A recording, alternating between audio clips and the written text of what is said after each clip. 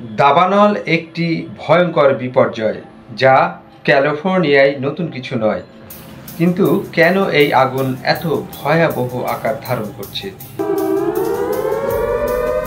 Los Angeles এবং আশেপাশের অঞ্চল বহু বছর ধরে দাবানল প্রবাহ।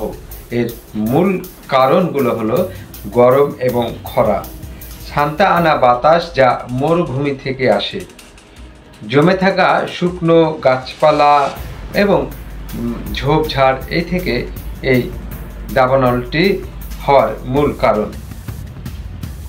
দাবানলের ভয়াবহ উদাহরণ যদি টানি তাহলে 2009 সালের স্টেশন ফায়ার 1,60,000 একর পুড়ে যায়। এরপর 2018 সালের উলসি ফায়ার, সেখানে 96,000 একর এবং 1,643টি বাড়ি ধ্বংস হয়ে যায়। 1970 সালের মালিবু ফায়ার, 6 মাসের খরার পর 31,000 একর ধ্বংস হয়ে যায়। প্রাকৃতিক এবং মানবসৃষ্ট উভয় কারণে এই আগুন ভয়াবহ রূপ নেয়।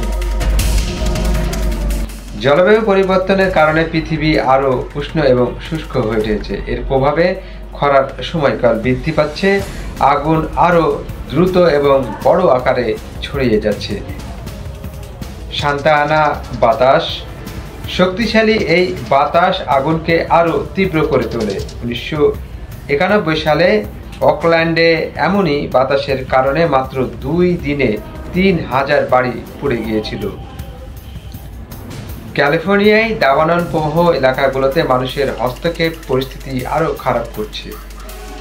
ভুলগুলো ছিল ঝুঁকিপূর্ণ জায়গায় বাড়ি তৈরি, বনাঞ্চলে আগুনের দমনের প্রচেষ্টা যা জমে থাকা জ্বালানিকে আরও বিপজ্জনক করে তুলেছে।